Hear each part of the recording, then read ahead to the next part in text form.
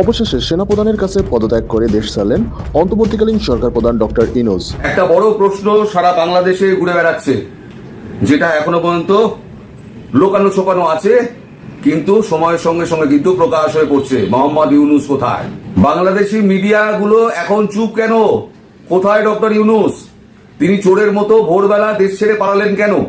তিনি জাতিসংঘের জন্য যদি উদ্দেশ্যে গিয়ে থাকে, নিউ ইয়র্কে পা ফেলা মাত্র আমি জানতে পেরে যাব। ওখানে আমার প্রচুর লোকজন আছে, প্রচুর বন্ধু বান্ধব আছে যারা। দর্শক শ্রোতা, আমরা সকলেই জানি যে ডক্টর ইউনূস আজকে জাতিসংঘের অধিবেশনে যাওয়ার জন্য দেশ ছেড়েছে, কিন্তু তিনি দেশ ছাড়ার পর থেকে অনেকে অনেক কথা বলছে যে তিনি একেবারে জন্য দেশ ছেড়ে চলে গেছে। এই জন্য ভারতীয় বিভিন্ন মিডিয়া বলছে যে ডক্টর ইউনূস এখন কোথায়, কোন দেশে আছে, কোনো খবর কেন নেই। ডক্টর ইউনূস পালিয়ে গেছে। ডক্টর ইউনূস দেশ থেকে যাওয়ার পরে দেশে একটি হট্টগোল অবস্থা লেগে গেছে। দর্শক শ্রোতা, কি হচ্ছে চলো আমরা এই ভিডিওতে দেখে আসি, তারপর এটা নিয়ে বিস্তারিত আলোচনা করা হবে। যেটা এখনো পর্যন্ত লোকানো ছোপানো আছে, কিন্তু সময়ের সঙ্গে সঙ্গে কিন্তু প্রকাশ হয়ে পড়ছে। মোহাম্মদ ইউনূস কোথায়? শোনা যাচ্ছে আজকে ভোরবেলা চোরের মতো তিনি কাতার এয়ারওয়েজের প্লেনে উঠে দেশ ছেড়েছেন। দেশ ছেড়ে কোথায় গিয়েছেন সেটা এখনো পর্যন্ত জানা যাচ্ছে না। যে বাংলাদেশের মিডিয়া মানে কিছু তার কথা না পড়তে পড়তে ঢাকঢোল পিটিয়ে 1 গুণকে 10 গুণ করে করে দেখায়, তিনি যদি জাতিসংঘের বৈঠকে যোগ দিতে যেতেন তাহলে পরে তো এতক্ষণে তো সেই মিডিয়া তো ঢাকঢোল পিটিয়ে পৃথিবী একেবারে শুনিয়ে দিত। সেই মিডিয়া কেন চুপ? বাংলাদেশি মিডিয়াগুলো এখন চুপ কেন? কোথায় ডক্টর ইউনূস? তিনি চোরের মতো ভোরবেলা দেশ ছেড়ে পালালেন কেন? তিনি জাতিসংঘের জন্য যদি উদ্দেশ্যে গিয়ে থাকে, নিউ ইয়র্কে পা ফেলা মাত্র আমি জানতে পেরে যাব। ওখানে আমার প্রচুর লোকজন আছে, প্রচুর বন্ধু বান্ধব আছে যারা এখনো ওখানে সাংবাদিকতা করছেন, আমিও তাদের মাধ্যমে জানতে পেরে যাব। কিন্তু ইন দ্য টাইম যা মাঝপথে আকাশে যা আছে সেই খবর তো আমি পাবো না। তার গতিপথ এখন কোথায়, তিনি কোন দিকে যাচ্ছেন, তিনি আদৌ দেশে ফিরবেন কি, তিনি কি জাতিসংঘের উদ্দেশ্যে কি রওনা হয়েছেন বৈঠকে যোগ দিতে? কারণ জাতিসংঘে কিন্তু বৈঠকে যোগ দেওয়ার মতো ওনার কোনো লুকাস্ট্যান্ডি কিন্তু নেই, কারণ উনি বৈধ সরকারের কেউ নন। আর জাতিসংঘের তালিকায় এখনো কিন্তু নাম এখনো জল করছে প্রধানমন্ত্রী হিসেবে শেখ হাসিনা। আমি আপনাদের কনফার্ম করছি, আবার বলছি, জাতিসংঘের তালিকায় বাংলাদেশের প্রধানমন্ত্রীর নাম এখনো পর্যন্ত শেখ হাসিনা ওয়াজেদ। সেখানে কিন্তু এই সরকারের কোনো ভূমিকা নেই।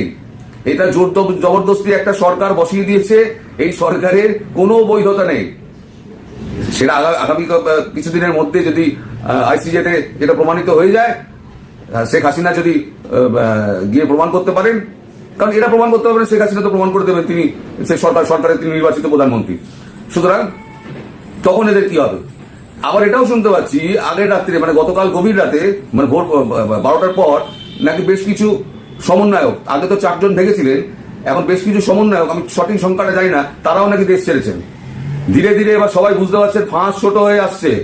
যত ছোট হয়ে আসবে এরা কিন্তু তত পালাবে। আমি আগেই বলেছিলাম দেশ ছেড়ে পালাও, নইলে পরে এদের যদিও পালায়, পরে এরা আসামি যদি হয় সেখানে কান ধরে নিয়ে চলে আসবে, পালিয়ে কোথাও থাকতে পারবে না। কারণ ইন্টারপোল আছে, ইন্টারপোলকে দিয়ে ধরিয়ে নিয়ে চলে আসবে। এখন গণপিটুনির হাত থেকে বাঁচার জন্য হয়তো পালাতে পারে। এখন সেটা দেখুন, আমি কিন্তু কনফার্ম বলতে পারবো না যে এরা জাতিসংঘের মিটিং এ পৌঁছানোর জন্য গিয়েছে নাকি এরা দেশ ছেড়ে পালিয়েছেন। তবে দেশে এরা নেই এবং মিডিয়া সেটা চেপে যাচ্ছে। কেন চেপে যাচ্ছে প্রশ্নটা সেইখানেই। তাহলে কি ডাল মে কুচ কালা হ্যায়? আমি আজকে রাত্রিবেলা আপনাদের একেবারে সঠিক খবরটা দেবো। রাত্রি 9টার সময় আমি একটা আপডেট দেবো, সেই আপডেটের জন্য অপেক্ষা করুন। সেই আপডেটে আমি আপনাদের পরিষ্কার বলে দেবো যে ডক্টর